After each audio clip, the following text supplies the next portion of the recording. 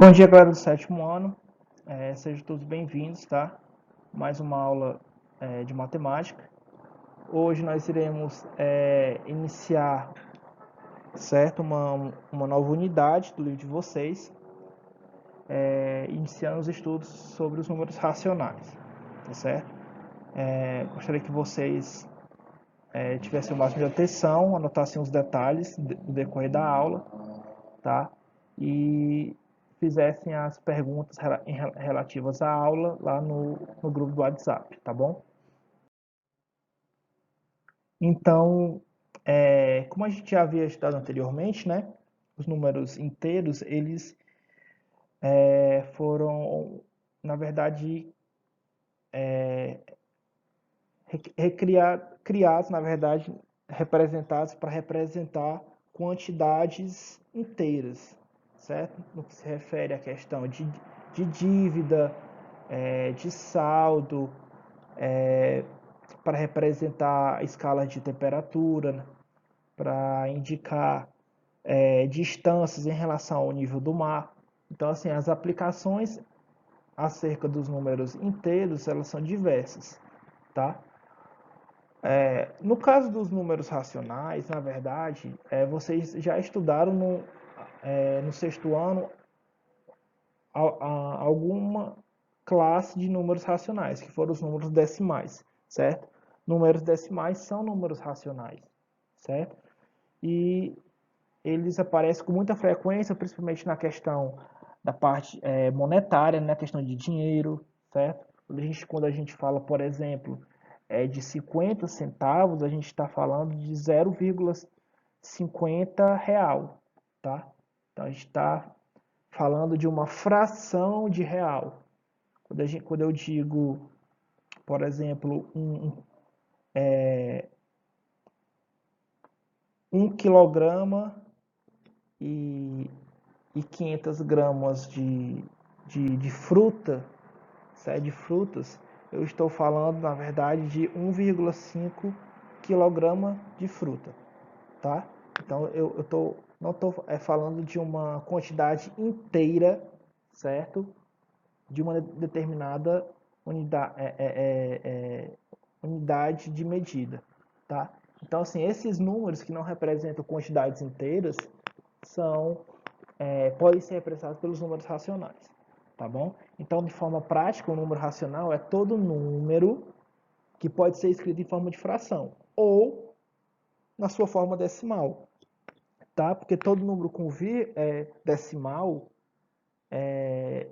decimal finito, certo? Depois da vírgula você tem uma quantidade específica de números, de algarismos, certo? Eles indicam um número racional, tá? Na definição aqui, que é a definição do livro de vocês, diz assim, né? Todo número racional pode ser escrito na forma A dividido por B. Toda fração, o numerador, certo? Ele é o dividendo da divisão e o denominador é o divisor, certo? Da divisão. Como a gente viu também lá no sexto ano, o divisor em uma divisão nunca pode ser zero, né? Então, o denominador da fração do número racional nunca pode ser zero, certo? Os números racionais eles podem ser positivos como podem ser negativos, depende de onde eles estão localizados na reta numérica, tá? E o conjunto dos números racionais ele é representado pela letra Q, certo? Porque a letra Q é a primeira letra da palavra quociente, tá? Quociente ele é o termo na divisão que indica o resultado da divisão, tá bom? E quociente também significa razão entre dois inteiros, tá? Então eu gostaria que vocês, certo? Por gentileza, fizessem no caderno de vocês essa reta numérica, tá? Aqui da aula, como forma de exercício, tá? Vou falar um pouco, pessoal, agora sobre o módulo de um número racional, tá? Na verdade, a ideia de módulo é a mesma que a gente viu para módulo de número inteiro, tá? O módulo de um número racional é sempre o próprio número racional sem o seu sinal, ou que a gente pode considerar que o módulo de um número racional é sempre seu valor absoluto, seu valor positivo, tá? Então, o módulo de mais 5/3, por exemplo, é 5/3, certo? Ou mais 5/3. Fica a critério de vocês. E o módulo de um número racional negativo é sempre o seu valor sem sinal, né? Ou o seu valor positivo, tá? Então, o módulo de menos 3/7 é 3/7 ou mais 3/7, tá? Também a mesma ideia de números opostos ou simétricos é que a gente considerava para números inteiros, a gente também considera para números racionais, certo? Então, o oposto ou simétrico, né? Essas duas palavras indicam a mesma coisa. De um número racional é o seu mesmo valor absoluto com o sinal trocado. Então, por exemplo, qual é o oposto de mais 2/3? É menos 2/3, tá? Qual é o simétrico de menos 3/5? É mais 3/5, tá? Um exemplo resolvido da página 103, certo? A gente tem essa questão. Escreva estes números racionais na forma fracionária simplificada. Então, quando a gente estudou fração lá no sexto ano lá no sexto ano, a gente viu que algumas frações elas podem ser simplificadas, tá certo? Simplificadas em que sentido? Quando você pode dividir o numerador e o denominador da fração por um mesmo número ao mesmo tempo. Então, por exemplo, no item A, a gente tem mais 3, 18avos, tá? Tanto 3 como 18 são divisíveis por 3. Então, 3 dividido por 3 é 1, 18 dividido por 3 é 6. Então, a simplificação de mais 3 18avos é mais 1 sexto. No item B, a simplificação de menos 12 15avos, certo? Tanto 12 como 15 são divisíveis por 3. 12 dividido por 3 é 4, 15 dividido por 3 é 5. Como esse número racional é negativo, o sinal de menos tem que estar no resultado também. Então, a simplificação de menos 12 15avos é menos 4 quintos. E no item C, em que a gente tem menos 55 66avos, tanto o 55 como o 66 são divisíveis por 11, certo? 55 dividido por 11 dá 5, e 66 dividido por 11 dá 6. Como o menos 55, 66avos, ele é um número negativo, o sinal de menos também se repete para o resultado. Já nessa terceira questão, diz assim: escreva na forma decimal os seguintes números racionais, tá certo? Na verdade, pessoal, você escrever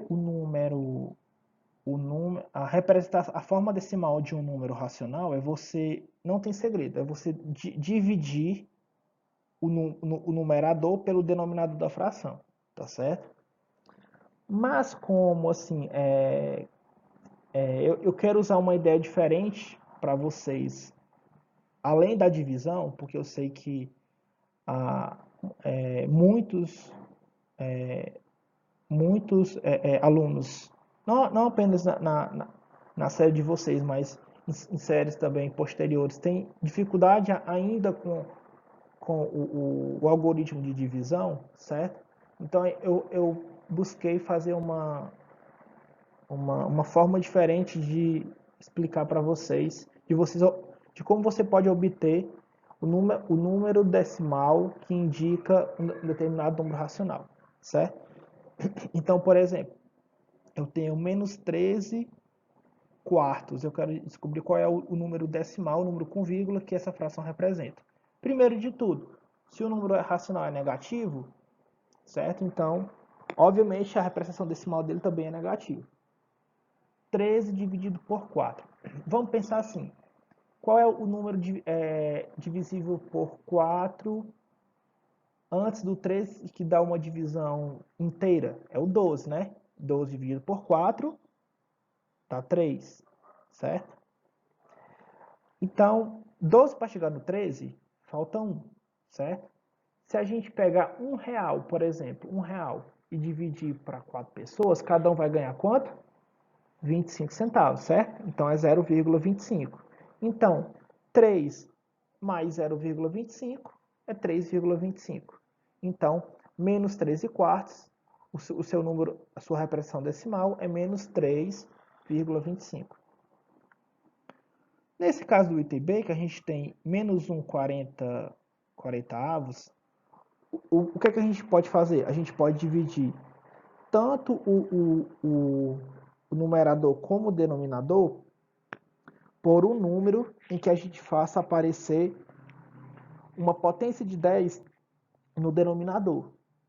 Potência de 10, professor? Como assim? O 40, qual é o número que se a gente dividir por qual é o número que se a gente dividir o 40 vai aparecer, vai ser igual a 10? É o 4, né? Então a gente vai dividir tanto o 1 do numerador como o 40 do denominador por 4, tá certo? Então, vai ficar menos 1 quarto em cima e 40 quartos embaixo. 40 quartos, 40 dividido por 4 é 10.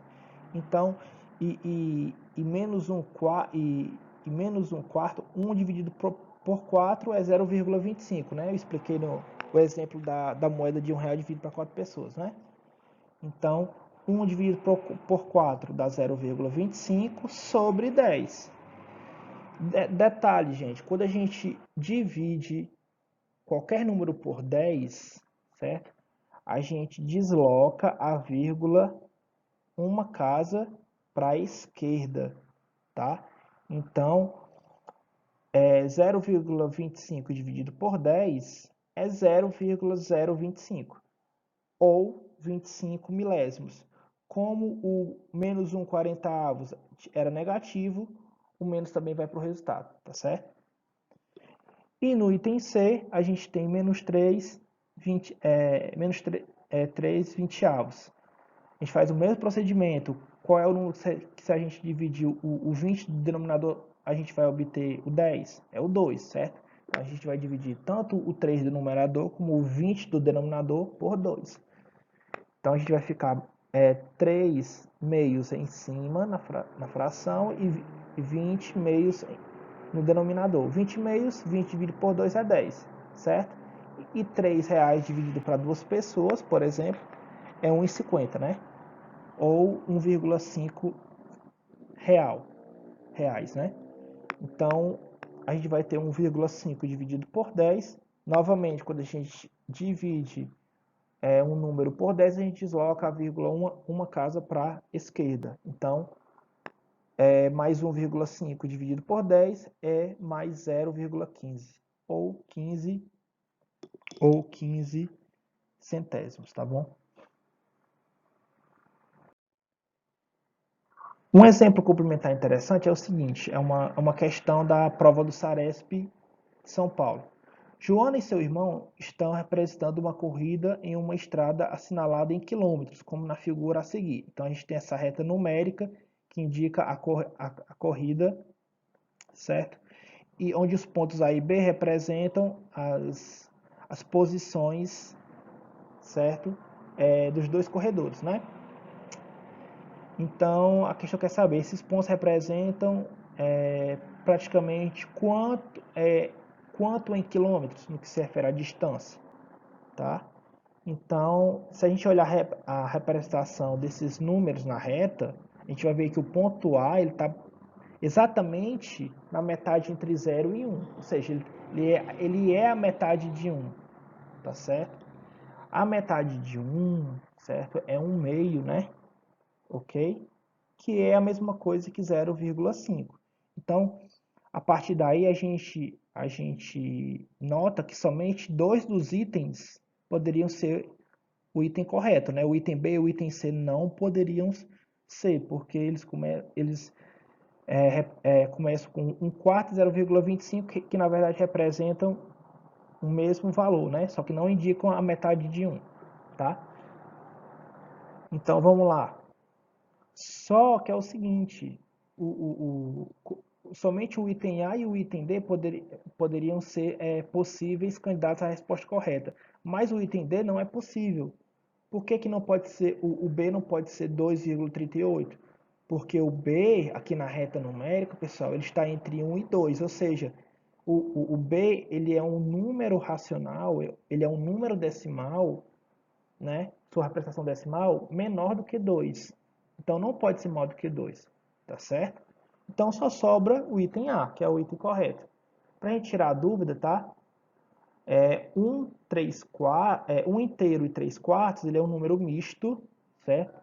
Em que a gente transforma numa adição de fração. Esse 1, ele é 4 sobre 4, né? Mais 3 quartos do número misto, tá? Então, 4 mais 3 é 7. Esse 1 inteiro e 3 quartos, ele é a mesma coisa de 7 quartos, que é 1,75, ou seja, que é o número decimal entre 1 e 2, tá certo? Então, conclusão, resposta correta, item A. E como exercício domiciliar, eu vou deixar as questões 4 e 5 da página 103, tá certo? Bom estudo, pessoal, e até a próxima.